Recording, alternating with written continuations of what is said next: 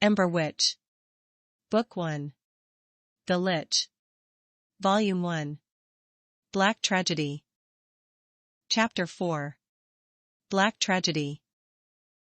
September 19, 459 BME to October 31, 461 BME. Fragment 41. Senses return. Vera entered Hana's tent to see her once again crying blood. After her vision, she had of Vera, she had been crying blood on and off. She explained that it was most likely a side effect of seeing the dark goddess and had actively hidden it from the healers. Maria had seen it and attempted to figure out what was happening but couldn't make any sense of it. Hana had kept her theory to herself and just went with the idea that it was connected to her lung damage. Are you doing all right? Vera asked and Hana nodded. Yeah. Is it really bad? She asked as Vera looked her over. It's bad. He replied, then handed Hana a small cloth that had been sitting on the chair next to where he stood. She grabbed it from him, then wiped her eyes. She looked down to the cloth to see it completely soaked with blood. She took a deep breath with a large wheeze, then threw the cloth to the bed in disgust and sadness. She knew that if this kept up, she would probably go blind. It didn't happen every day, but when it did happen, it worried her deeply. She had thought about Vera's words over and over. She had told her to be careful with her injuries, yet she had begun bleeding from her eyes. She had no idea what to make of it. Was just the act of setting eyes on Vera what caused her to begin bleeding, or was there something else to it? She knew she was on a tight leash now that she had been given only a few years to live. She needed to get out of this forest fast so she could get back to her church and have them look over her situation. Although she had begun to change her feelings about the Lyran, she was still uncomfortable being around them. It didn't help that each pack they had to meet was only a quick decision away from killing her. Are you ready to go? Hana asked after a moment and Vera nodded. I know this is hard for you. I didn't want to put you through this. Vera said and Hana shrugged. It's not your fault. I needed to come. We need to get the blade and I am the only one who can handle it. She replied, then grabbed her bag. Let's go. We are almost done, she said, and Vera held the door open for her. He nodded to her as she made her way out, then he followed her. He looked back over his home one last time, taking it all in. He knew that from this point on he would never see it again. He was going to betray his people's trust. He was lying to them every day, and when he finally made his move and stole the black blade, they would never listen to him again. He had no idea if after he took the sword the Lyran would continue to believe his warnings about the Elven, but when they came for the Lyran, they would have enough time to retaliate. He locked away his memories of his last days in his home, then began walking away with Hana, Jolan, and Maria just feet before him. Vera walked down a tight alley and came across a run-down building. She looked over the destroyed door, then took a deep breath before she walked through the gap. She trailed down a hallway, then came into a large room. 6 Fyren looked up to her as she passed by them. They sat on their knees in prayer to a statue that had been constructed from hundreds of animal bones. She walked softly across the floor towards the man that stood under the statue. His long shoulder cloak showing off the dark symbol of the church. A new member has come to pray to the true goddess. Come bathe in her grace, the man said, and Vera shook her head. I am not here to pray, High Priest.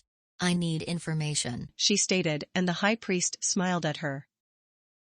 What is it that you need to know? He asked as Vera stopped before him. My name is Vera. I was trained by High Priestess Hana in the ways of necromancy. I have reason to believe that Vera has been communicating with me and I would like to understand why, she stated bluntly. The High Priest took a step back in shock, then pulled her quickly to the altar. You have seen visions in your sleep? He asked, and Vera nodded. Our goddess communicates by recurring dreams. Tell me, what have you seen? He asked as he gestured for Vera to sit. She took her place, then looked out to the blood-covered room. It started with a dream of me walking through a forest during winter. I would approach a giant black rose, and when I would try to touch it, my arms would fall to ash at my feet.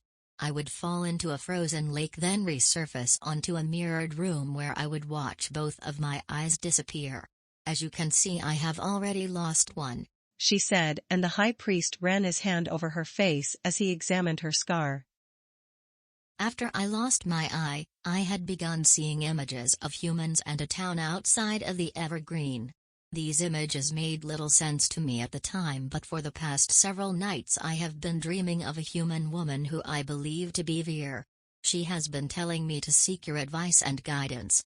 For what I don't know, but after everything that has happened I need to know why. Vera explained, and the high priest gasped. My dear, you have witnessed her grace? He asked in shock, and Vera nodded. If she has been speaking with you directly, that means you are of great importance to her.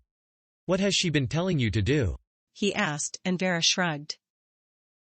I honestly can't remember everything. The dreams are lost nearly as soon as I wake, she answered, and the priest took her hand. You must listen carefully. If she requires something of you, then you must obey her commands. From what you have said so far, I would say locating these humans at the edge of the Evergreen is your first step. The images you have been seeing are the clues to understanding her wishes, the priest said, and Vera sighed. Is it true that these dreams are visions? She asked, and the priest nodded. She can only communicate through our dreams. It has been this way since she formed Nava, he answered, and Vera took a deep breath. Thank you, High Priest. I have much to think about, she said, then stood up. Listen to her words, Vera. Follow her with your heart, the priest said as she left the room. After nearly a year of no attacks from the assassin and training in the Brotherhood, Luke was beginning to get used to his memory loss. He still wanted to know who he was, but his new life was comfortable. He enjoyed the company of Syrya and Father Haith. The tension was still high between the father and the healer, but under the god's roof the tension never broke into a big fight. He was the replacement for Brother Jaren, who was out in the land spreading the teachings of the church. It was part of every brother's journey, and in time he will do the same. He didn't know who he was in the past, but in the present he was a man of cloth, a brother and a powerful individual in the city. He stepped out of his room to see Syrya sitting on the ground in a cross-legged position. The black aura around her beautiful and inspiring to him. He hadn't seen it in a long time, and it was just a gift to behold to see it now. Syrya knew what this meant. Aries would get her powers back any time. She woke up with a sweat this morning after dreaming of a fire and realized that she was connected to magic again. She meditated on the events to come. She knew that Eve hated her for corrupting her child, and Lilith was still not over her entirely. She knew that Aries was waiting for the day her powers return. She had to train her to control them better, but she couldn't be around Lilith while doing so.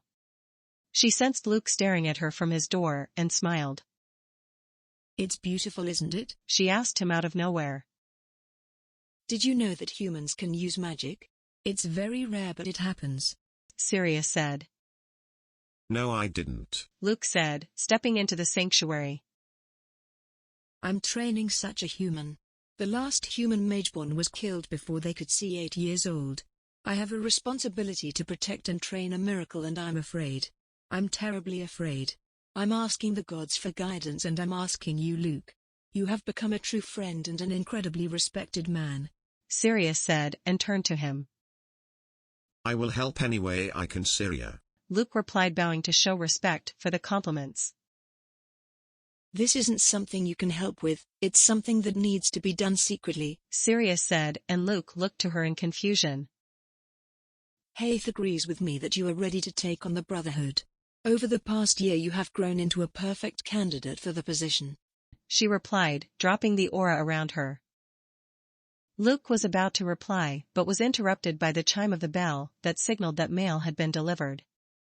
He walked out of the sanctuary to receive the mail and quickly brought the bundle to Syrya. She flipped through the pages and found 2 letters from Lilith. No, one from Lilith and one from Aries. She ran out of the sanctuary to her room and locked the door. Unrolling the page, she went over the letter twice. Meet me at the Jin River in 2 weeks. She started to shake and she began packing her bag. She read over Lilith's letter after she finished packing and wrote a reply. She explained that in order to use a spell like fire under water, you would have to create a bubble and light the fire in the oxygen of the bubble or change the water into steam at a rapid rate, which wasn't impossible but was not a useful skill for ship-to-ship combat conditions. Their conversations had gone from a breakup to theories about magic and its uses. She was impressed by her intelligence and ability to comprehend magic and its properties. The last part of her reply was hard to write. How could she answer that question? Where is my father?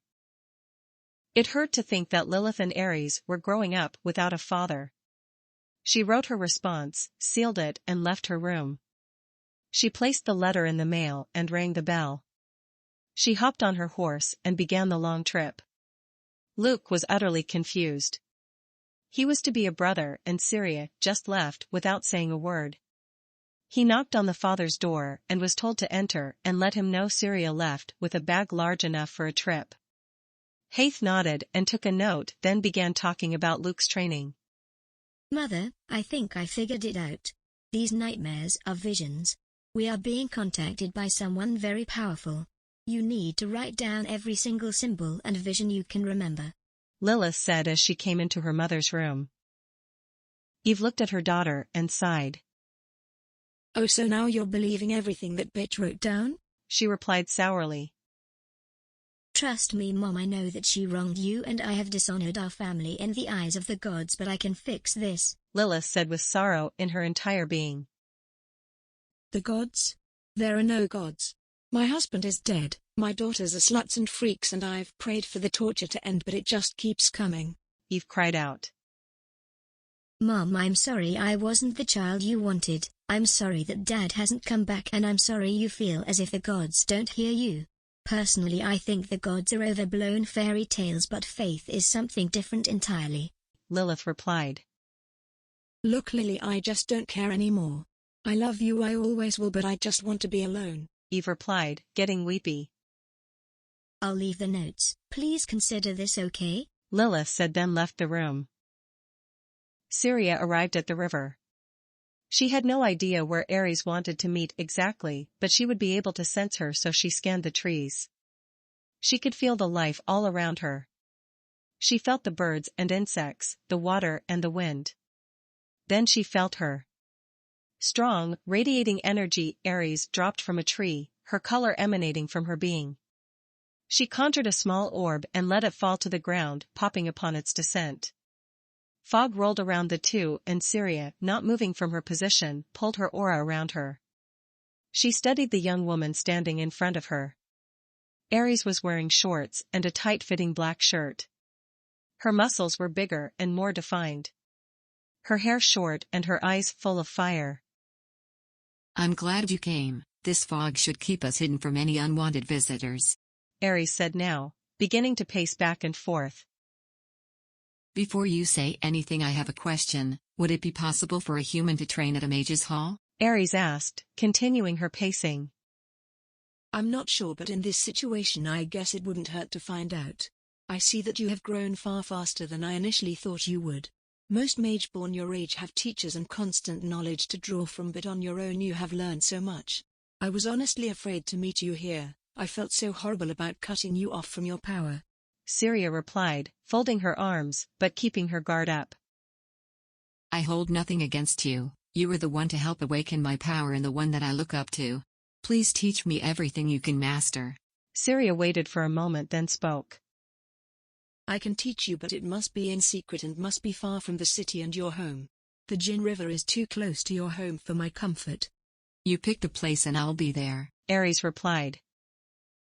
You must realize how important you are to the world, Aries.